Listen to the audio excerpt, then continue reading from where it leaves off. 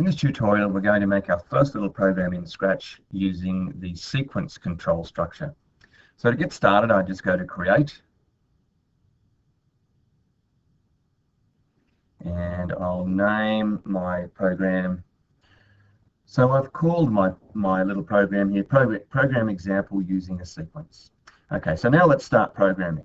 So the first thing I'm going to do is I need to create an event so we can get the whole thing started. So I click on Events up here, and I can drag that action out. So when the green flag is clicked, something is going to happen. So with my little sprite, I'm simply going to get him to walk for me to each corner of the screen, and I'm going to get him to say something every time he moves. So you'll notice as I move him around that the coordinates down here, the XY coordinates, actually are changing with my mouse pointer. So I want the little fella to start down here at, say, x equals minus 200 and y equals minus, let's say 110. So to do that, I'm going to go and grab a motion, and we're going to set x and y. So I'm going to drag those out, set x, set y, and we said we'd set x to minus 200,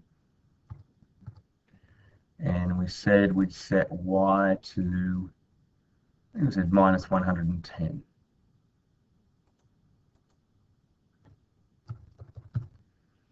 Okay, so that's the first motion that I want to do. At any time, I can actually test my my program. So if I click the Start button, my sprite moves to the starting point. So we're happy with that. I'll turn that off, and we'll continue.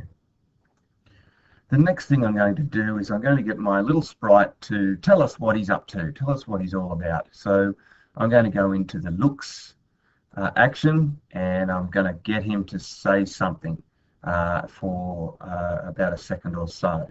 So I'm going to write a message in the dialog box there. So my little message is going to be, let me tell you about digital citizenship, and it will say that for 2 seconds. So let's go ahead and test that now. And there we go. So that's all working. I can stop that. I can drag my sprite anywhere I like. I'll test it again, and it's doing exactly what we've asked it to do. So it's executing that sequence for us in the order that we're telling it to. So let's start to plan our next step. For this step, I'm going to move my sprite over to the bottom right-hand corner of my screen, and we'll let it say another message. So we go back to our motions. Let's go set X and set Y. We know our Y direction at this point in time wants to stay the same, so I'll set that to 110 again, and I'll set my Y this time to a positive value of 200. Okay, so let's start from the beginning again. I'll drag my sprite anywhere. There it goes for 2 seconds, and he's moved over to the next area. So now we're going to bring in another speech box,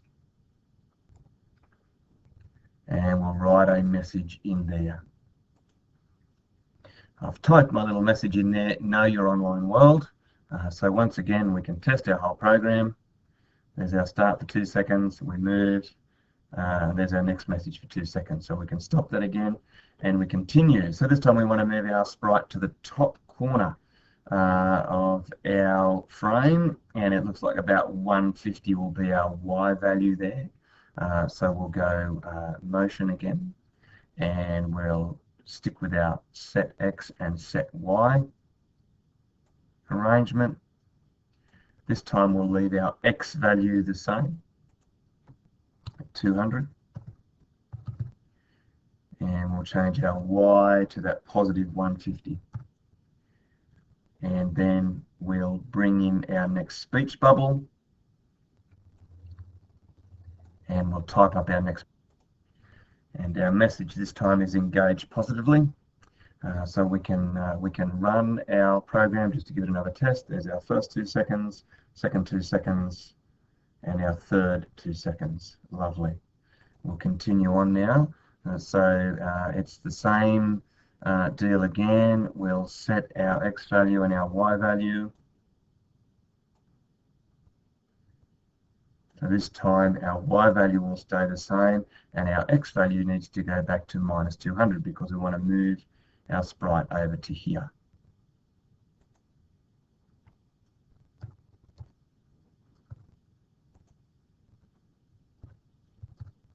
And we can bring in our next speech bubble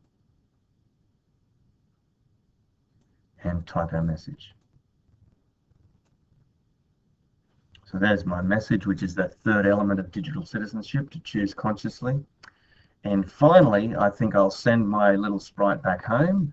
So we'll go motion again, and we'll set our X and Y again. This time we'll just set them to 0, 0, and so the sprite should simply go to the center of the page, and we'll bring in another little message, and we'll just say thanks for playing my...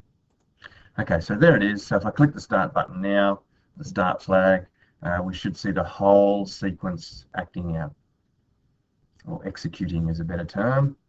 Choose consciously, thanks for playing my game. And that's the end of that.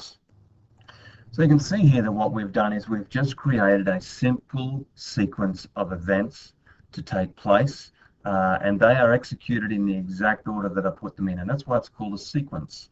And that is the first programming control structure that we need to understand as we start to learn about computer programming. So thanks very much for watching, and we can now move on to the next thing.